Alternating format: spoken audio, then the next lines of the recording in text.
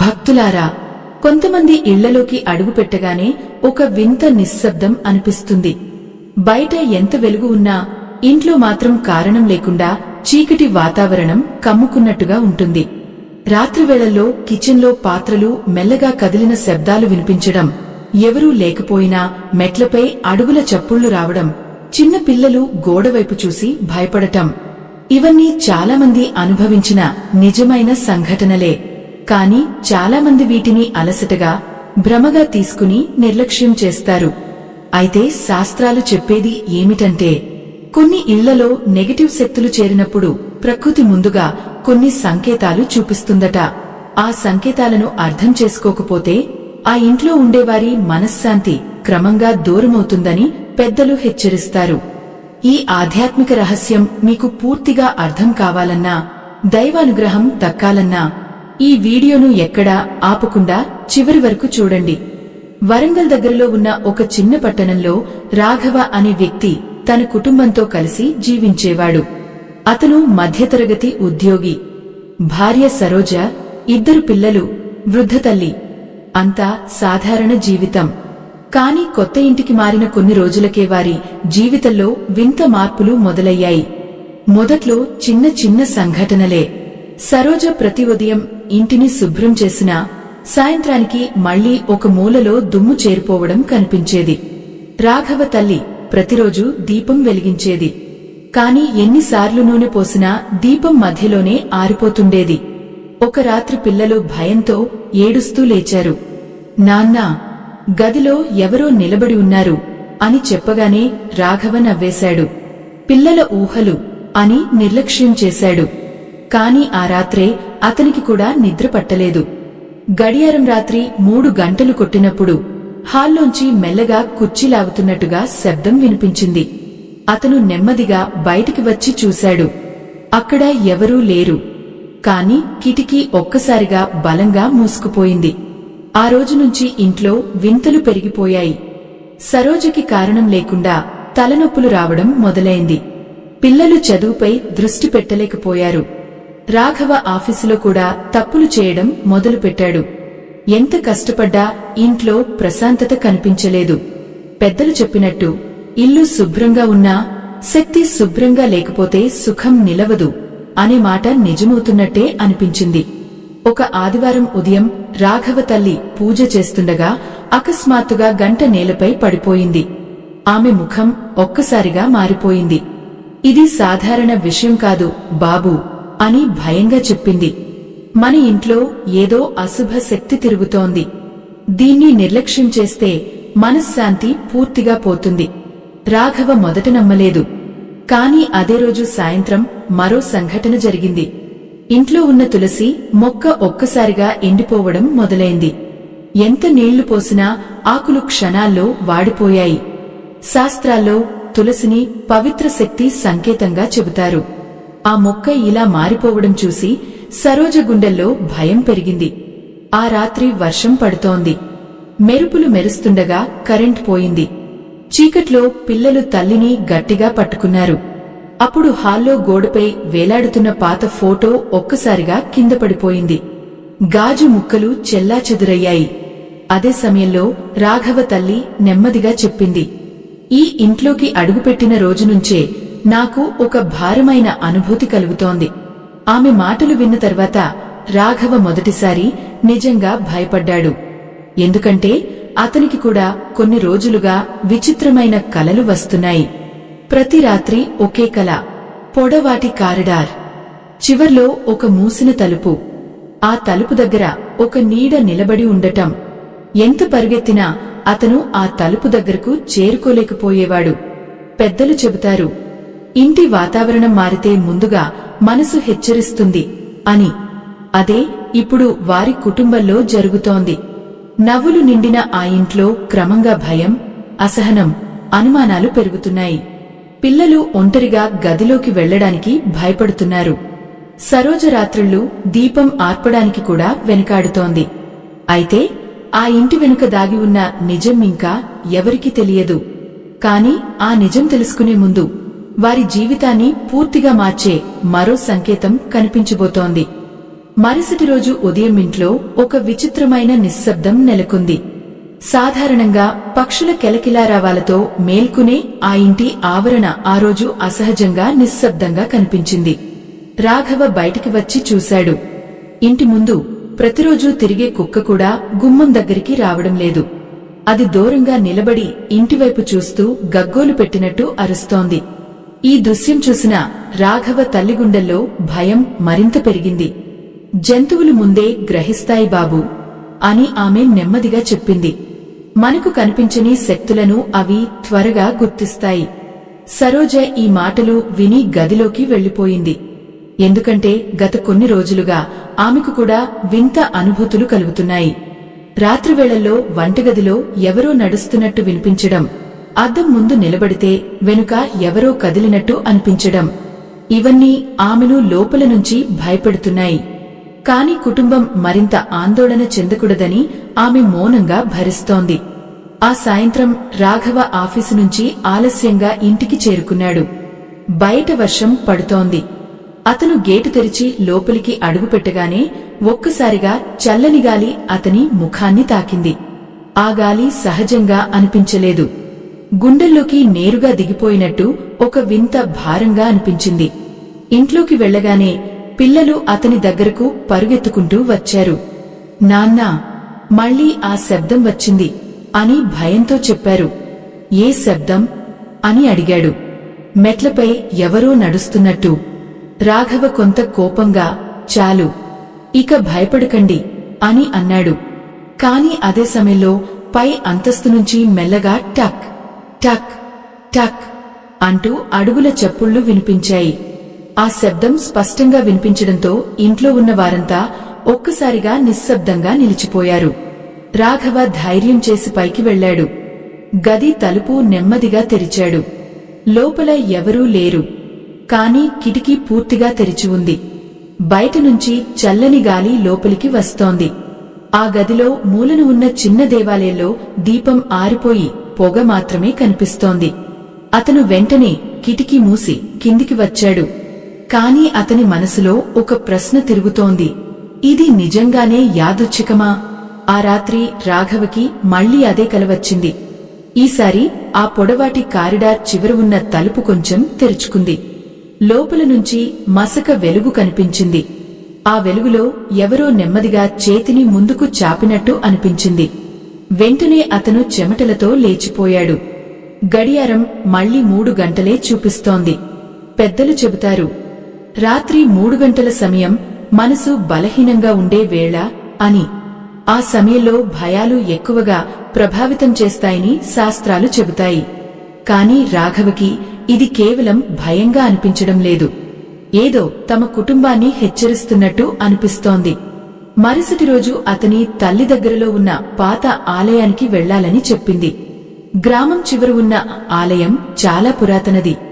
అక్కడ నరసింహస్వామి విగ్రహం ఉందని, ఎన్నో కుటుంబాలు అక్కడ ప్రార్థించి మానసిక భయాల నుంచి బయటపడ్డాయని ప్రజలు నమ్మేవారు.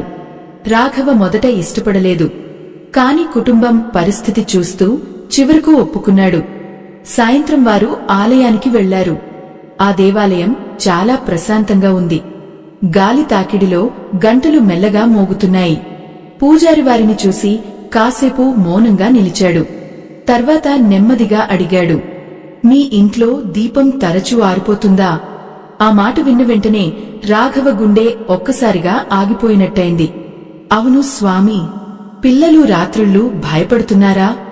సరోజ కళ్ళు పెద్దవయ్యాయి. పూజారి కళ్లను మూసుకుని కొద్దిసేపు జపం చేశాడు. కొన్ని ఇళ్లలో నిలిచిపోయిన నెగటివ్ శక్తి ఉంటుంది. అది ఎప్పుడూ హాని చేయాలని కాదు, కాని ఆ ఇంట్లో ఉన్నవారి మనశ్శాంతిని క్రమంగా తీసేస్తుంది. రాఘవ నెమ్మదిగా అడిగాడు, దీనికి పరిష్కారం ఉందా? పూజారి చిరునవ్వు నవ్వాడు. భయం పెరిగితే చీకటి బలపడుతుంది. భక్తి పెరిగితే చీకటి స్వయంగా తొలగిపోతుంది. దీపం ఉన్న చోట చీకటి నిలవదు అన్న సామెత విన్నావుగా బాబూ? అదే నిజం. ఆ తర్వాత పూజారి వారికి ఒక ప్రత్యేక పూజ చేయమని చెప్పాడు. ప్రతి సాయంత్రం ఇంట్లో విష్ణు సహస్రనామం వినిపించాలని, తులసి దగ్గర నెయ్యి దీపం వెలిగించాలని సూచించాడు. ఇంటికి తిరిగి వచ్చిన తర్వాత ఆ రాత్రి కొంత ప్రశాంతంగా అనిపించింది. పిల్లలు కూడా భయం లేకుండా నిద్రపోయారు. సరోజ చాలా రోజుల తర్వాత చిరునవ్వు నవ్వింది.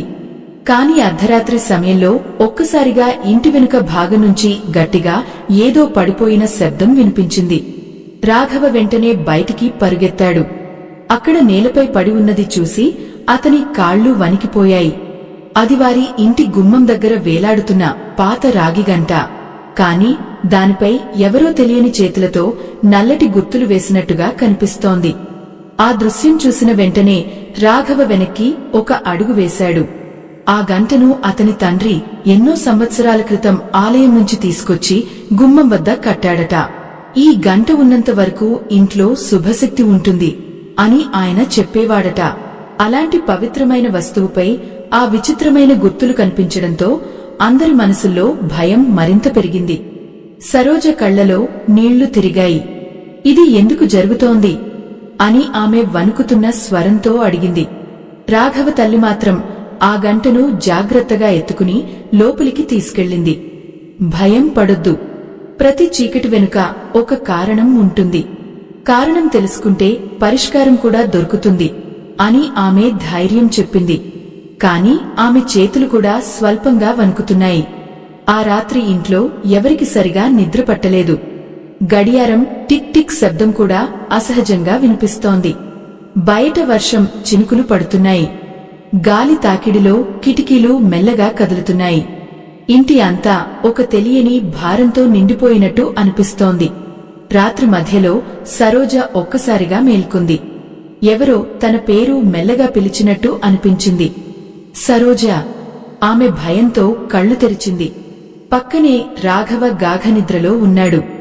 గది అంతా నిశ్శబ్దం. కాని ఆ స్వరం మాత్రం చాలా స్పష్టంగా వినిపించింది.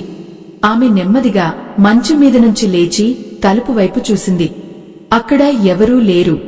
అప్పుడే హాల్లో ఉన్న దేవాలయం వైపు నుంచి గంట మెల్లగా మోగింది. టన్ టన్. ఆమె గుండె వేగంగా కొట్టుకోవడం మొదలైంది. ధైర్యం చేసి బయటికి వచ్చింది. దేవాలయం దగ్గరకు వెళ్లగానే ఒక విచిత్రమైన పరిమళం వచ్చింది. అది సాధారణ అగరబత్తి వాసన కాదు. పాతకాలపు ఆలయాల్లో వచ్చే గంధపు వాసనలా అనిపించింది. అక్కడ దీపం మెల్లగా వెలుగుతోంది. కాని గోడపై నీడలు అసహజంగా కదులుతున్నాయి. సరోజ ఒక్కసారిగా వెనక్కి తిరిగి గదిలోకి పరుగెత్తింది. ఉదయం వరకు ఆమె ఒక్కమాట కూడా మాట్లాడలేదు. మరుసటి రోజు రాఘవ తల్లి ఒక పాత విషయం చెప్పింది. ఈ ఇంటి గురించి నేను ఒకప్పుడు విన్నాను అని ఆమె నెమ్మదిగా చెప్పింది. రాఘవ ఆశ్చర్యంగా అడిగాడు. ఏమిటమ్మా? ఇక్కడ ముందు ఒక వృద్ధ దంపతులు ఉండేవారట. వాళ్లు చాలా భక్తి శ్రద్ధలతో జీవించేవారు. కాని ఒక సంవత్సరం వరుసగా అనారోగ్యాలు, బాధలు వచ్చాయట. చివరికి వాళ్లు ఈ ఇంటిని వదిలేసి వెళ్లిపోయారు. అప్పటినుంచి ఈ ఇల్లు చాలా కాలం ఖాళీగా ఉండిపోయింది. ఈ మాటలు విన్న వెంటనే సరోజ గుండెల్లో భయం మరింత పెరిగింది. అంటే ఈ ఇంట్లో నిజంగానే ఏదైనా ఉందా? అప్పుడే రాఘవ తల్లి ఒక సామెత చెప్పింది. భయపడే మనసుకు నీడ కూడా పర్వతంలా కనిపిస్తుంది. కాని కొన్ని సంకేతాలు మాత్రం నిర్లక్ష్యం చేయకూడదు. ఆమె వెంటనే ఇంట్లో చిన్న పూజ చేయాలని నిర్ణయించింది. సాయంత్రం మొత్తం కుటుంబం కలిసి విష్ణు సహస్రనామం విన్నారు. ఇంట్లో కొంత ప్రశాంతత ఏర్పడింది. పిల్లలు కూడా కొద్దిసేపు నవ్వుతూ ఆడుకున్నారు. అయితే రాత్రి మళ్లీ ఆ విచిత్ర సంఘటన జరిగింది. గడియారం 3 గంటలు కొట్టగానే ఇంటి వెనుక భాగం నుంచి ఒక సన్నని కాంతి కనిపించింది. రాఘవ కిటికీ దగ్గరకు వెళ్లి చూశాడు. తులసి మొక్క దగ్గర ఒక వెలుగు నిలబడి ఉన్నట్టుగా అనిపించింది. అది మనిషి ఆకారంలా లేదు. కాని ఒక మసక నీడలా కనిపిస్తోంది. అతను గట్టిగా ఎవరు అని అడిగాడు. వెంటనే ఆ వెలుగు కనిపించకుండా పోయింది. మరుసటి ఉదయం తులసి దగ్గర చిన్న రుద్రాక్ష కనిపించింది. అది అక్కడికి ఎలా వచ్చిందో ఎవరికీ అర్థం కాలేదు. రాఘవ తల్లి దాన్ని చేతిలోకి తీసుకుని కళ్లకు అద్దుకుంది. ఇది సాధారణ విషయం కాదు అని ఆమె నెమ్మదిగా చెప్పింది. కొన్ని శక్తులు భయపెట్టడానికి రావు, హెచ్చరించడానికి వస్తాయి. ఆమె వెంటనే ఒక పురాణ కథ చెప్పింది. ఒకప్పుడు కాశీలో ఒక భక్తుడు ప్రతిరోజూ శివనామస్మరణ చేసేవాడట. అతని ఇంట్లో కూడా ఇలాగే వింత సంకేతాలు కనిపించాయట. కాని అతను భయపడకుండా భక్తిని పెంచడంతో ఆ ఇంట్లో ఉన్న నెగటివ్ శక్తి పూర్తిగా తొలగిపోయిందట. దైవస్మరణ ఉన్న చోట అశుభం నిలవదు అని ఆ కథ చెబుతుంది. అయినా రాఘవ మనసులో సందేహం తొలగలేదు. ఆ రాత్రి అతనికి మరోసారి అదే కల వచ్చింది. ఈసారి ఆ పొడవాటి కారిడార్ చివర ఉన్న తలుపు పూర్తిగా తెరుచుకుంది. లోపల ఒక పాత దేవాలయం కనిపించింది. ఆ దేవాలయం మధ్యలో అదే రాగి గంట వేలాడుతోంది. కాని ఆ గంట కింద నేలపై ఎవరో తెల్లని బట్టలో కూర్చుని ఉన్నారు. ఆ వ్యక్తి నెమ్మదిగా తలపైకి ఎత్తగానే రాఘవ గుండె ఒక్కసారిగా ఆగిపోయినట్టయింది. ఎందుకంటే అతను చూసింది ఒక అపరిచితుడు కాదు, అది అతని తండ్రి ముఖం. మీకు కూడా జీవితంలో ఎప్పుడైనా ఇలాంటి వింత సంకేతాలు కనిపించి ఉంటే కామెంట్స్ లో ఓం నమో నారాయణాయ అని రాయండి.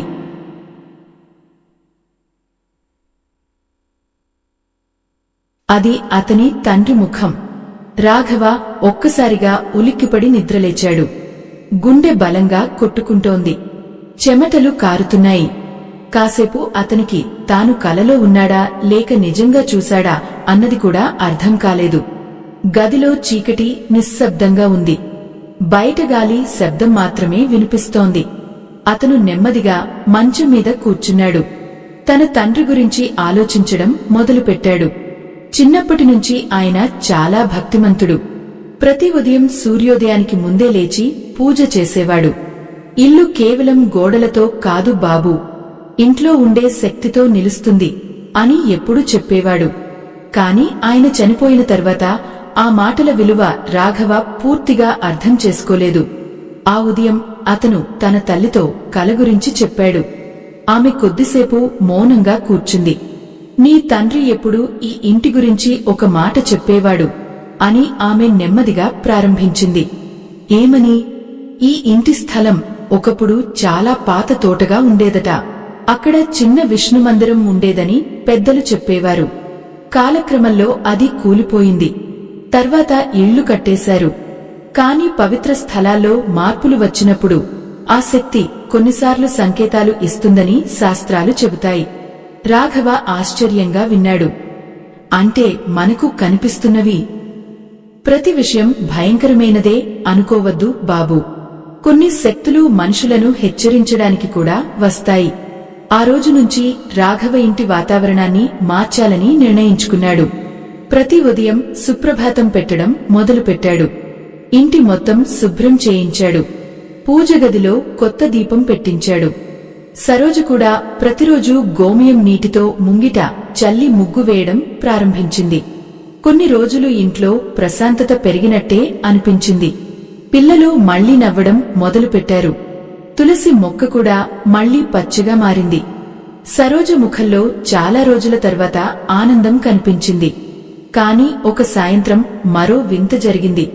రాఘవ ఆఫీసు నుంచి ఇంటికి వస్తుండగా రోడ్డు మధ్యలో ఒక వృద్ధుడు అతన్ని ఆపాడు. తెల్లని దుస్తులు, నుదుటిపై పెద్ద నామం, చేతిలో జపమాల. అతని కళ్లలో ఒక విచిత్రమైన ప్రశాంతత కనిపించింది. నువ్వు పాత మందిరం స్థలంలో ఉన్న ఇంట్లో ఉంటున్నావు కదా అని అడిగాడు. రాఘవ ఒక్కసారిగా షాక్ అయ్యాడు. మీకు ఎలా తెలుసు? ఆ వృద్ధుడు చిరునవ్వు నవ్వాడు. కొన్ని స్థలాలకు జ్ఞాపకాలు ఉంటాయి బాబూ. వాటిని గౌరవిస్తే శాంతి ఉంటుంది. నిర్లక్ష్యం చేస్తే అసహనం పెరుగుతుంది. మా ఇంట్లో జరుగుతున్నవి ఆ కారణంగానేనా? వృద్ధుడు వెంటనే సమాధానం చెప్పలేదు. ఇంటి ఈశాన్య మూలలో ఏదైనా పాత వస్తువు దాచబడి ఉందేమో చూడండి అని చెప్పి నెమ్మదిగా వెళ్లిపోయాడు. రాఘవ వెంటనే ఇంటికి చేరుకుని ఆ విషయం చెప్పాడు. కుటుంబమంతా కలిసి ఈశాన్య మూలలో ఉన్న చిన్న స్టోర్ రూమ్ శుభ్రం చేయడం ప్రారంభించారు. పాత పెట్టెలు, విరిగిన సామాన్లు తీస్తుండగా మూలలో ఒక చిన్న చెక్క పెట్టె కనిపించింది. అది చాలా పాతదిగా ఉంది. రాఘవ దాన్ని నెమ్మదిగా తెరిచాడు. లోపల పాత పసుపు రంగు వస్త్రంలో చుట్టిన చిన్న రాగి విగ్రహం ఉంది. అది మహావిష్ణువు విగ్రహం. ఆ విగ్రహాన్ని చూసిన వెంటనే రాఘవ తల్లి కళ్లలో నీళ్లు వచ్చాయి. ఇదే ఆ మందిరానికి సంబంధించిన విగ్రహం అయి ఉండొచ్చు అని ఆమె వణుకుతున్న స్వరంతో చెప్పింది. అప్పుడే ఇంట్లో ఒక్కసారిగా మల్లెపూల పరిమళం వ్యాపించింది. గాలి కూడా మెల్లగా ప్రశాంతంగా మారిపోయింది. సరోజ ఆశ్చర్యంగా చుట్టూ చూసింది. ఇంత రోజులుగా ఉన్న ఆ భారమైన భావన ఒక్కసారిగా తగ్గిపోయినట్టు ఉంది. రాఘవ ఆ విగ్రహాన్ని పూజగదిలో ఉంచి దీపం వెలిగించాడు. ఆ క్షణంలో దీపజ్యోతి చాలా ప్రకాశంగా వెలిగింది. ఎన్నో రోజుల తర్వాత ఆ ఇంట్లో ఒక పవిత్రమైన శాంతి కనిపించింది. పెద్దలు చెప్పినట్టు దైవాన్ని గౌరవించిన ఇంట్లో దురాసక్తి నిలవదు అనే మాట నిజమవుతున్నట్టే అనిపించింది. అయితే అదే రాత్రి రాఘవకి మరో కల వచ్చింది. ఈసారి అతని తండ్రి ఆలయంలో నిలబడి ఉన్నాడు. ఆయన ముఖంలో భయం లేదు, కాని ఒక హెచ్చరిక మాత్రం ఉంది. విగ్రహాన్ని కాపాడుకో బాబూ అని ఆయన నెమ్మదిగా చెప్పాడు. ఎందుకంటే ఇంకా ఒక నిజం బయటపడాల్సి ఉంది. మీకు ఈ కథలోని ఆధ్యాత్మిక సందేశం నచ్చితే మా ప్రయాణానికి తోడుగా స్కానర్ ద్వారా మీ సహాయం అందించండి. మీ చిన్న సహాయం కూడా ఇలాంటి ధార్మిక కథలను మరింత మందికి చేరుస్తుంది. ఆ మాటలు వినగానే రాఘవ ఒక్కసారిగా మేల్కొన్నాడు. తెల్లవారుజామున 4 గంటలు అవుతోంది. బయట మబ్బులు కమ్ముకున్నాయి. కాని ఆ రోజు ఇంట్లో వాతావరణం మాత్రం చాలా భిన్నంగా అనిపించింది. ఎన్నో రోజులుగా ఉన్న ఆ భారమైన నిశ్శబ్దం కొంచెం తగ్గిపోయింది. పూజగదిలో పెట్టిన మహావిష్ణువు విగ్రహం ముందు దీపం ఇంకా ప్రశాంతంగా వెలుగుతోంది. రాఘవ నెమ్మదిగా పూజగదిలోకి వెళ్లాడు. అక్కడ నిలబడి ఉన్నప్పుడు అతనికి ఒక వింత మనశ్శాంతి కలిగింది. గత కొన్ని రోజులుగా తన గుండెల్లో పేరుకుపోయిన భయం క్రమంగా కరుగుతున్నట్టుగా అనిపించింది. అప్పుడే అతని తల్లి అక్కడికి వచ్చింది. నిన్న రాత్రి నీ తండ్రి గురించి మళ్లీ కలవచ్చిందా అని అడిగింది. రాఘవ ఆశ్చర్యంగా ఆమె వైపు చూశాడు. అవును అమ్మా, కాని ఈసారి ఆయన భయపెట్టలేదు.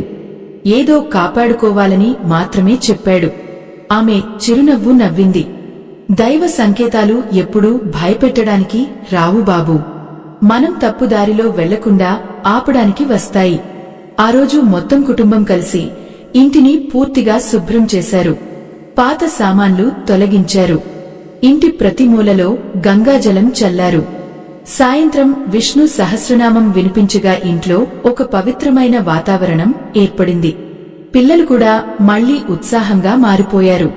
చాలా రోజుల తర్వాత వారు భయపడకుండా పై అంతస్తులో ఆడుకున్నారు. సరోజ ముఖంలో కూడా ఒక కొత్త వెలుగు కనిపించింది. అయితే సాయంత్రం సమయంలో మరో సంఘటన జరిగింది. రాఘవ ఇంటి బయట నిలబడి ఉండగా పక్కింటి వృద్ధురాలు అతని దగ్గరకు వచ్చింది. బాబూ, మీరు ఆ విగ్రహాన్ని బయటకు తీసిన రోజునుంచి ఈ వీధి వాతావరణమే మారిపోయింది అని చెప్పింది. ఏమైంది అత్తయ్య? ఇంతకాలంగా ఈ వీధిలో రాత్రివేళ కుక్కలు గట్టిగా అరుస్తుండేవి. కాని నిన్న రాత్రి చాలా ప్రశాంతంగా ఉంది.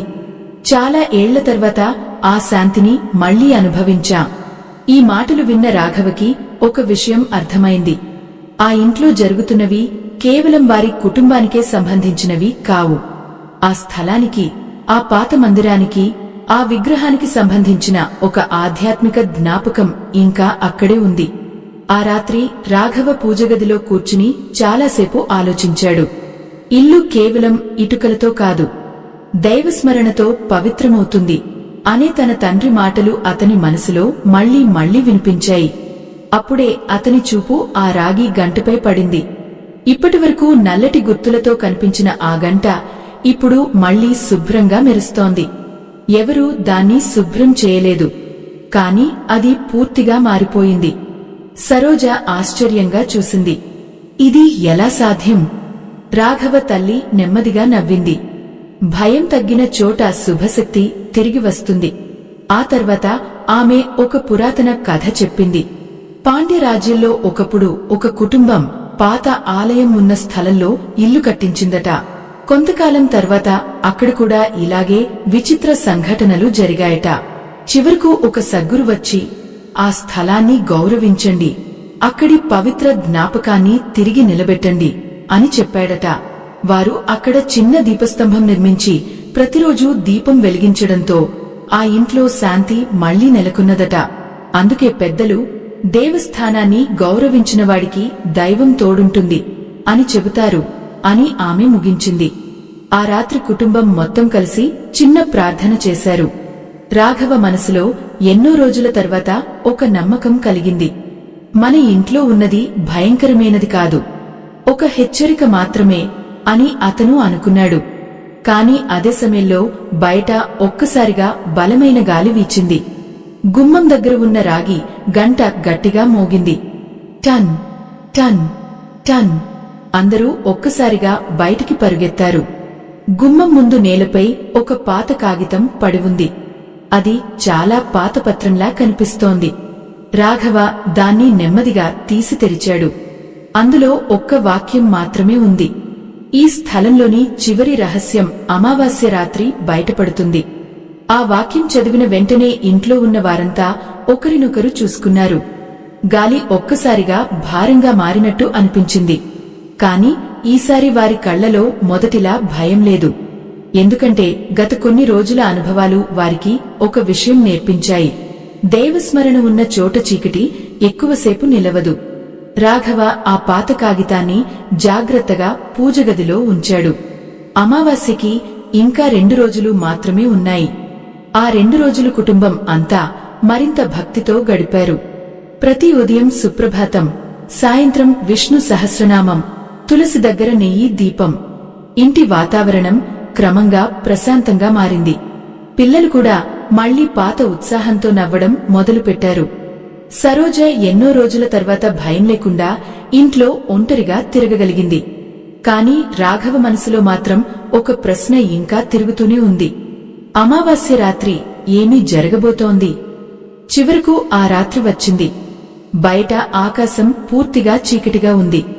గాలి మెల్లగా వీచుతోంది. దూరంగా ఆలయ గంటల శబ్దం మాత్రమే వినిపిస్తోంది. రాఘవ కుటుంబం మొత్తం పూజగదిలో కలిసి కూర్చున్నారు. మహావిష్ణువు విగ్రహం ముందు దీపం ప్రకాశంగా వెలుగుతోంది. అప్పుడే ఒక్కసారిగా ఇంటి వెనుక భాగం నుంచి మల్లెపూల పరిమళం వచ్చింది. అదే సమయంలో గుమ్మం దగ్గర ఉన్న రాగి గంట స్వయంగా మోగింది.